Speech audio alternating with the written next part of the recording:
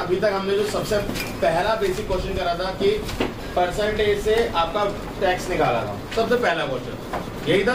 मतलब 14 या 10% आपको टैक्स दे रखा है, MRP दे रखा है, आपसे टैक्स निकलवाते हैं। फिर मैंने आपको बताया GST 2 पार्ट में डिवाइड होता है।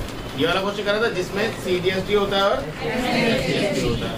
फिर हमने क्या पढ़ा था कि भाई इंटर स्टेट और इंट्रा स्टेट। फिर हमने पढ़ा था इनपुट GST और फिर क्या पढ़ा था आउटपुट GST। फिर पढ़ा था GST पेबल और फिर हमने पढ़ा था डिस्काउंट अगर हो तो पहले डिस्काउंट होता है, फिर क्या होता है GST मेजर होता है। तो ये 3-4 चीजें हमने पढ़ी। अब हम पढ़ेंगे एक ladder type question. Ladder type question का मतलब क्या होता है, एक स्टेयर मतलब स्टार्टिंग टू एंड, मतलब एक ने दूसरे को बेचा, दूसरे ने तीसरे को, तीसरे ने चौथे को। ठीक है, ये फटाफट ए capital A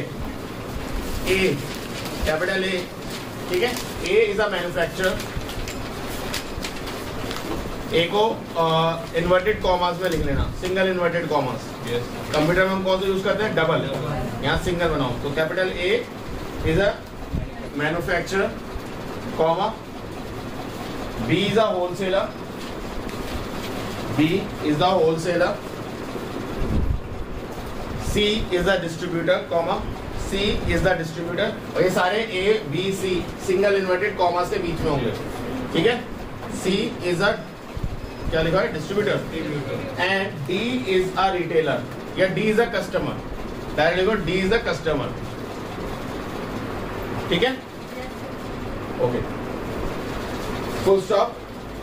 A manufacture an article या manufacture a good, A manufacture good of cost rupees, A manufacture goods, A manufactures good of rupees 200, of rupees 200. ठीक है, Yes, sir. full stop. A sells that good to B, A sells that good to B, B sells to C, comma B sells to C, and C sells to D. समझ में आया question या नहीं आया? मतलब ये पहले आपने बताया भाई ए क्या है, ए मैन्युफैक्चरर है, बी क्या है होलसेलर है, सी क्या है डिस्ट्रीब्यूटर, डी कस्टमर यानी हम। ठीक है, और सबने बेचा और ए ने मैन्युफैक्चर कितने में कराया, उसे 200 रुपए में बनाया उसे। ठीक है, मतलब 200 रुपए में उसने उस चीज को बनाया। इतना सबने लिख लिया।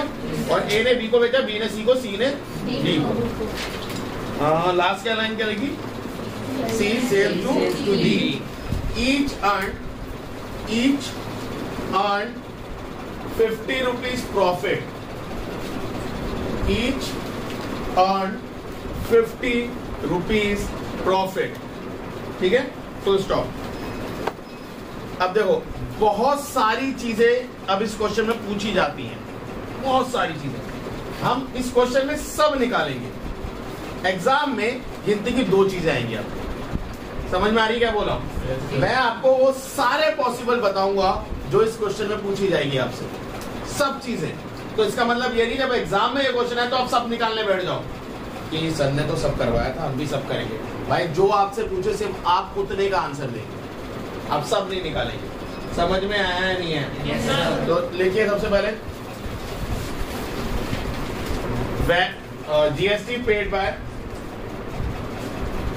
GST paid by fine. पहला first part GST paid by each ABCD।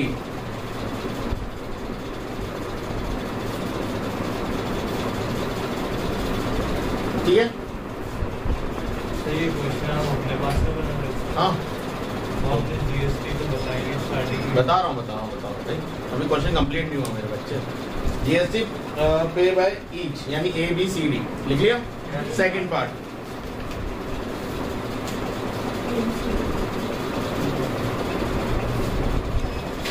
GST नहीं, सेलिंग प्राइस फॉर ईच ना, GST में लिखा सेलिंग प्राइस फॉर ईच।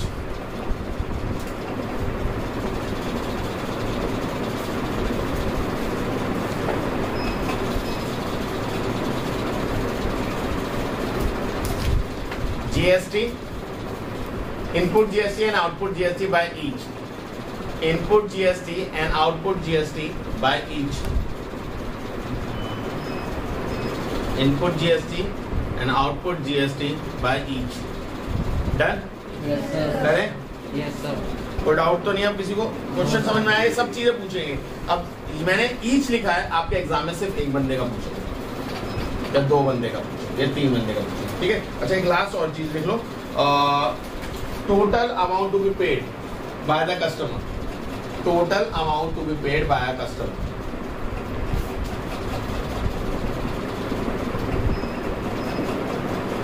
और लास्ट पार्ट टोटल जीएसटी।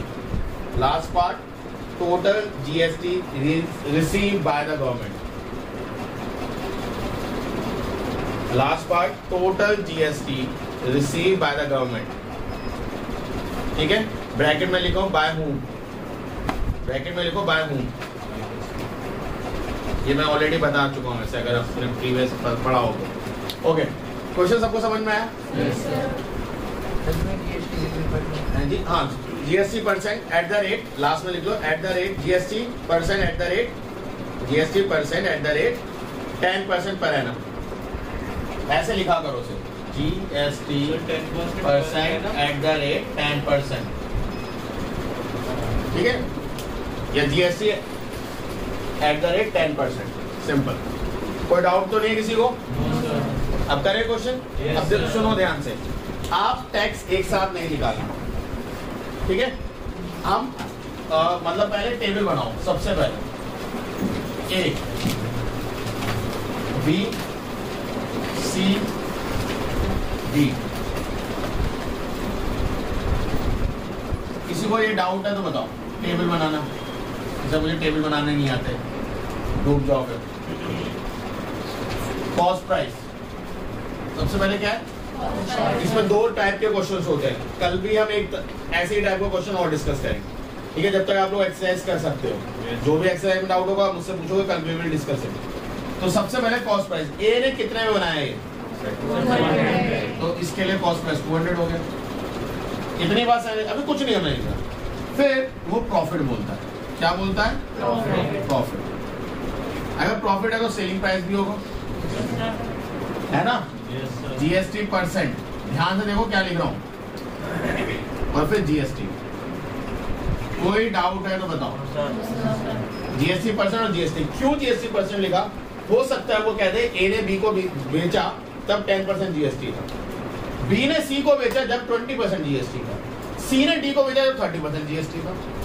हो सकता है, नहीं हो सकता है भाई ये चीज? भाई आप एक स्टेट में जाओ तो अलग जीएसटी होता है, दूसरे स्टेट में जाओ अलग जीएसटी होता है। पता है ये चीज या नहीं पता है?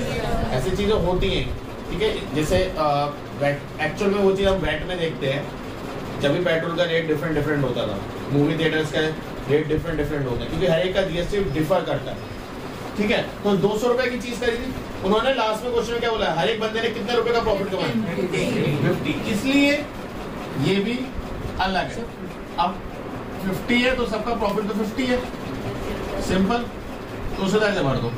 अब हो सकता है कई बार ऐसे बोलते 50, अगले ने 100, फिर अगले ने 200, फिर अगले ने 300, ऐसा भी प्रॉफिट हो सकता है। प्रॉफिट परसेंटेज में भी छुपा हो सकता है, मतलब फर्स्ट बंदे ने 10% का प्रॉफिट करा, सेकंड पर्सन ने 20% का प्रॉफिट करा, थर्ड बंदे ने 30% का प्रॉफिट करा, और लास्ट ने 40% का प्रॉफिट करा। ऐसा भी हो सकता है। तो परसेंटेज से प्रॉफिट निकालना आता है? yes, भाई अगर 10% दे रखा है तो 10% ऑफ 200 प्रॉफिट आ जाएगा, वो यहाँ लिखोगे। तो यहाँ पे पहले, इसके पहले कौन सी लाइन आएगी? प्रॉफिट परसेंट की।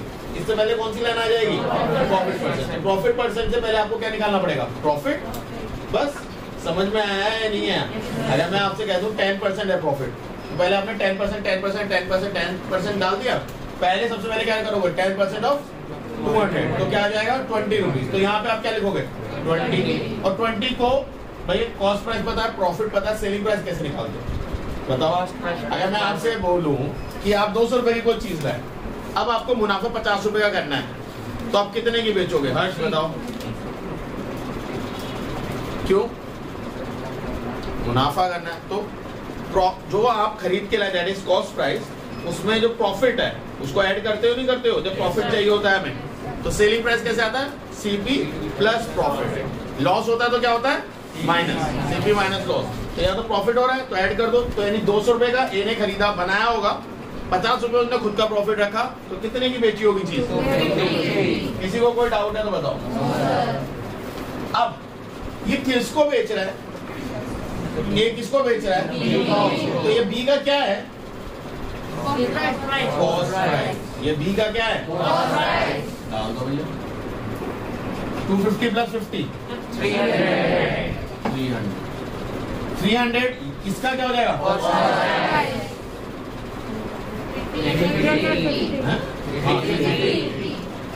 और ये 350 इसका क्या होगा? कोई डाउट है किसी को बताओ? अब अगर प्रॉफिट परसेंट होता 10% मान लो तो ये 20 होता। 20 और 200 कितना हो जाता? 220। तो सेलिंग प्राइस 220 हो जाता। 220 तो 220 क्या डालो, फिर 10% निकालो तो आपके पास प्रॉफिट कितना होता? 22। तो यहाँ प्रॉफिट क्या होता? 22 को 222 में जोड़ते हैं 242, फिर 242 यहाँ जाता। तो वो कुछ इस तरीके से होगा। समझ में आ रही है बात? नहीं आ रही? तो बहुत सिंपल है, बस कॉन्सेप्ट को आपको सीखना है। ठीक है, अभी एक तरीके से और रह गया, वो हम कल डिस्कस करेंगे। अभी फिलहाल इतना समझ में आया सभी को या नहीं है? जीएसटी परसेंट कितना दे रखा है? डिफरेंट तो नहीं है? जिसको समझ नहीं आया अभी पूछ ले, लास्ट में जाने का फिर ये सर ये क्या हुआ कैसे हुआ, ठीक है, वो गाना है क्या हुआ कैसे हुआ, ऐसे मत सोचना, अभी पूछ लो नहीं है। हाँ सर डी को सर कस्टमर डाला उसका कितना प्रॉफिट जाएगा? हाँ तो अभी मैं उसी चीज को आ रहा हूँ। गुड। और किसी को कोई डाउट है? भाई डी कस्टमर है ना, तो कस्टमर थोड़ी बेचे। तो चीनी लाते बाहर कड़े जाते, चीनी ले लो, चीनी पर जाते, ठीक है। तो ये वाली चीज हटा दो, ठीक है। प्रॉफिट नहीं होगा, वो 350 का टैक्स देगा, ठीक है। आया? अब जीएसटी परसेंटेज कैसे निकालेंगे? 10% ऑफ 200 कितना होता है? निकाल लो। 10% ऑफ 200। अब कई बच्चे इस चीज को अलग तरीके से करते हैं, जो मैं बिल्कुल ही उस चीज को डिनाई करता हूँ, ठीक है। आपको ऐसे नहीं करना। अब आपको क्या करना है, ये है पहला जीएसटी मत लिखो, यहाँ पे लिखो इनपुट जीएसटी, और एक चीज और बनाओ आउटपुट जीएसटी।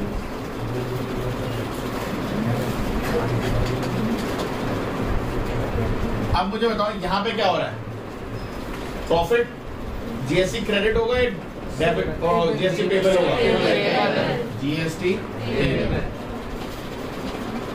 समझ में आया नहीं है? अब कुछ भी समझ नहीं आया ना, जीएसटी लिख देना चुपचाप से। तुम्हें कंफ्यूजन है, क्रेडिट था पेबल था याद नहीं आ रहा, आप चुप जीएसटी लिख दो, कुछ मत करो। अब 10% इसने जब 200 रुपए का बनाया तो 200 रुपए कहाँ खर्च करे? सामान लाने में, तो यानी उस सब का टैक्स दिया होगा, यानी 10% ऑफ 200, 10/100 इंटू कितना आया? 20, यानी 20 रुपए इसने अपनी तरफ से गवर्नमेंट को टैक्स दे दिया। समझ में आया? क्लियर है? अब ये ना रफ नहीं है, ये फेयर ही है, ठीक है। नहीं मैं सुना ये रफ है, रफ कॉपी में कर दिया, छुपा के कर दिया, कहीं कोने में पेपर के पीछे लिखा हुआ है, ठीक है। तुम्हारा लव लेटर नहीं है भाई, ठीक है, कि हम पेड़ के पीछे, डाली के पीछे, नीचे पत्थर के लिख के आए हैं नाम, या वॉशरूम की टाइलों पे लिख दिया है, ठीक है। ये कॉपी में होना चाहिए भाई, समझ में आ रहा है? ये मुझे कहीं ऐसा नहीं होता है कभी सब, वो मैंने ना मुझे लगा रफ वर्क है, मैंने पीछे लिख दिया था, तो मैं मार्क्स भी मैं बोलूंगा मैंने पीछे लिख दिए हैं, मेन शीट पे तुमने नहीं लिखा तो मैंने मार्क्स मेन शीट पे नहीं दिए। समझ में आ रहा है बात? अब अगला बताओ 10% ऑफ 250 25। अब तो कर सकते हो ना सोल्व, ये तो इजी है, ओरल ही हो जाएगा। अब 10% ऑफ 250 25, और 10% ऑफ ये 30, और ऐसे ये 30, और ये 35, और ये भाई साहब 35। कोई डाउट है किसी को? अब ए को समझो, सिर्फ ए को देखो, इसने खुद अपने आप 20 रुपए दिए थे पहले, इसे कितने मिले गवर्नमेंट से, मतलब अगले बंदे से कितने मिले? 25। तो ये अब कितना देगा? तो अगर मैं आपसे पूछता हूं जीएसटी वो कितना पे कर रहा है टू द गवर्नमेंट, ए ने कितना जीएसटी पे करा टू द गवर्नमेंट, तो ₹5। समझ में आया या नहीं है? अब कहोगे सर फिर ये क्या है भाई साहब? भाई वो डायरेक्ट पे नहीं कर रहा गवर्नमेंट को, और फिर भाई साहब सर ये क्या है? ये उसको मिल रहा है, ये उसको मिल रहा है, तो ये भी थोड़ी पूरा पूरा दे आएगा। वो कहेगा मैंने तो अपना दे दिया, मैंने अपना टैक्स तो दे दिया, तो मैं अपना टैक्स जेब में रखूंगा और 5% देगा। समझ में आया या नहीं? कोई डाउट है तो बताओ। ऐसे ही बी के साथ, बी ने 20, भाई ये जो 25 रिसीव हुआ है किसने दिया? बी ने। बी ने किसको दिया? ए को दिया। अब उसे मिला कितना? 30 रुपीज किससे? सी से। तो अब जो 25 वो पहले पे कर चुका है और 30 उसे अब मिला है, तो उसे माइनस नहीं करेगा वो, और कितना बचा? फिर से 5। और यहाँ भी फिर से 5। ठीक है, इतनी बात समझ में आई है नहीं है? अब मुझे बताओ ये 555 क्यों आया? है जी, क्योंकि सबके प्रॉफिट है। ध्यान से देखो, आप टैक्स किस पे देते हो? आपकी कमाई। प्रॉफिट पे मत सोचो, आपकी कमाई पे टैक्स देते हो, और प्रॉफिट ही आपकी कमाई है। 200 रुपए की चीज थी, 200 के बेच देना, कमाई क्या थी? 0। तो टैक्स क्या देगा? कुछ भी नहीं, क्योंकि जो टैक्स वो खुद देता है 200 रुपए 50 रुपए, वो किसी और बंदे से मिल जाते हैं, तो टैक्स भी नहीं दे रहा वो। समझ में आ रहा? तो टैक्स किस पे होता है? आपकी कमाई पे। जो आप एक्स्ट्रा इनकम अर्न करते हो, यानी जो प्रॉफिट होता है, आप उस पे देते हो। कि जीएसटी पेड बाय पर्सन या by GST paid to government, वो कितना होता है? GST % of profit. चेक कर लो, ये नहीं है? 10% ऑफ 50 निकालो। समझे या नहीं समझे? ये आपको बुक में नहीं मिलने वाला। समझ में आ रही है? आपको यही तरीका बोलेगा, इनपुट जीएसटी निकालो बच्चों, आउटपुट जीएसटी निकालो बच्चों, फिर माइनस करो बच्चों। अगर आपसे पूछ रहा है डायरेक्ट जीएसटी बताओ कितना पे करेगा, तो आप डायरेक्ट निकालो ना भाई। कल हमने एक क्वेश्चन करा था जीएसटी पेबल वाला, उसमें कितने में चीज खरीदी जरा बताओगे मुझे? परचेज कितना था उसका? हमने परचेज वाला पहला क्वेश्चन करा था ना एक, कितने था उसमें परचेज? कार वाला नहीं, उससे पहले, कार वाले से पहले 80,000 की चीज खरीदी थी और 1 लाख की बेची थी। तो 80,000 खरीदी, 1 लाख की बेची, कितना प्रॉफिट हुआ? 20%। जीएसटी कितना दे रखा था? 18% ऑफ 20,000। जरा निकालना क्या आता है? 3,600। चेक करो, सबको निकालना। 18% ऑफ 20,000 करो। अरे 0 डाउन 3600 आएगा। आंसर क्या आ रहा था तब? मैंने एक लाइन में निकाल दी। तुमने पहले इनपुट जीएसटी निकाला, आउटपुट जीएसटी निकाला। अगर आपसे सिर्फ जीएसटी पेबल पूछ रहा है, क्या जीएसटी क्रेडिट, पहले तो चॉइस दे रहा है आपको कि जीएसटी क्रेडिट होगा पेबल होगा, तो इसकी ट्रिक मैं आपको ऑलरेडी बता चुका हूँ। प्रॉफिट हुआ है तो जीएसटी पेबल होगा, अगर लॉस हुआ है तो जीएसटी क्रेडिट होगा। ये तो पहली ट्रिक है। दूसरी ट्रिक मैंने आपको बताई, प्रॉफिट निकालो, उसका जीएसटी निकालो, वो डायरेक्ट जीएसटी पेबल है। लॉस हुआ है, लॉस का जीएसटी % निकाल लो, वो जीएसटी क्रेडिट हो गया। सो 3 मार्क्स और पूरे 3 मार्क्स मिलेंगे सिर्फ इस लाइन को लिखने का, ये वाला फॉर्मूले के साथ होगा। GST paid to the government is equal to GST of profit. आपको ना ही इनपुट जीएसटी निकालना, ना आउटपुट जीएसटी निकालना, ना उनको माइनस करना। 3 स्टेप आपने सेव कर लिए। प्रॉफिट निकाला, जीएसटी % निकाला, आंसर। तो तुम्हारा देखो मैथ्स में क्या होता है, तुम्हें क्या लगता है जो मैथ्स में टॉप करता है और तुम जो करते हो उसमें क्या अंतर है? सिर्फ टाइमिंग, और कोई अंतर नहीं। तुम्हें भी सारे कॉन्सेप्ट आते हैं, उसको भी सारे कॉन्सेप्ट आते हैं। सिर्फ जो फर्क खड़ा कर देता है ना, वो टाइमिंग है। तुम्हारी टाइमिंग पीछे रह जाती है, उनकी टाइमिंग रह जाती है। कभी होता है ना सर पेपर तो छूट गया 10 मार्क्स का, टॉपरों की क्यों नहीं छूटते 10 मार्क्स का पेपर? वो क्यों नहीं छोड़ता 10 मार्क्स का पेपर? क्योंकि वो टाइमिंग को पहले से लेके चल रहा होता है। और अगर ऐसी ट्रिक्स और ऐसी चीजें पता होंगी, you can save your time. ठीक है, अभी हम बहुत सारी चीजें सीखेंगे जो मैं आपको बताऊंगा किस तरीके से आपको पेपर भी करना है। ठीक है, आपको अटेम्प्ट बताऊंगा किस तरीके से पेपर अटेम्प्ट करना है कि आप टाइम मिनिमम सेव कर सको। क्लियर है? ये क्वेश्चन सबको समझ में आया नहीं है? किसी को डाउट है तो बताओ, पॉज कर ले। बस चीज हमने क्या बोली है, $5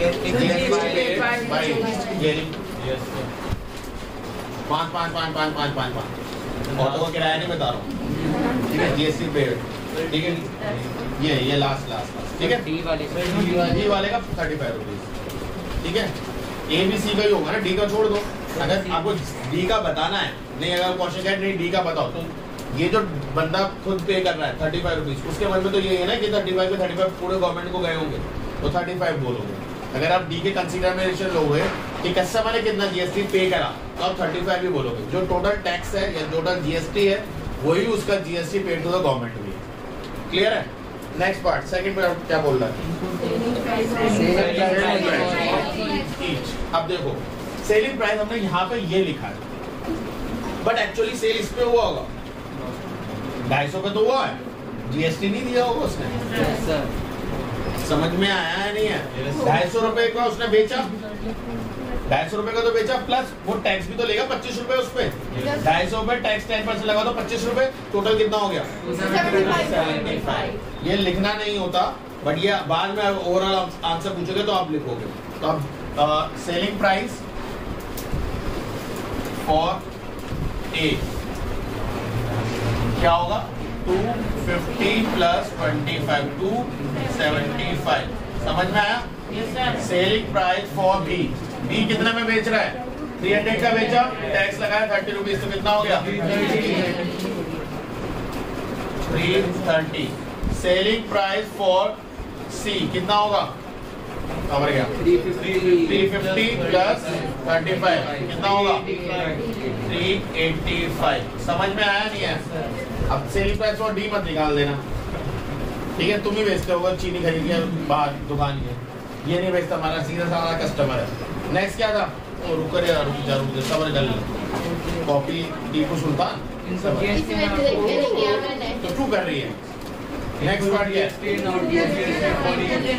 लिखा हुआ है अगला total amount paid by the customer, उसके लिए 350 का था और टैक्स कितना दे रहा है? 10%, तो 385 देगा वो।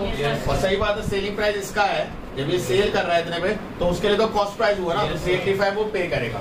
ओके नेक्स्ट, तो ये लिख लोगे ना? Next total GST paid by the government, तो टोटल गवर्नमेंट को कितना पहुंचा? ध्यान से सुनो, बहुत ध्यान से सुनो। इसने कितना दिया था गवर्नमेंट को? 5। और ये 20 रुपीज किससे दे के आया? उसको भी। तो ये सब मिला के 1 2 3 और ये 20 भी तो गया होगा गवर्नमेंट पे। ये किसी पिछला बंदा ना अलग अलग, जो तो 20 प्लस 5 25 प्लस 35 टोटल जीएसटी। ध्यान से देखो, ये जो पे करता है ये इनडायरेक्ट जीएसटी गया गवर्नमेंट पे, और ये सारे डायरेक्ट जीएसटी है गवर्नमेंट पे। तो टोटल कितना है? 35। पक्का? ये क्या?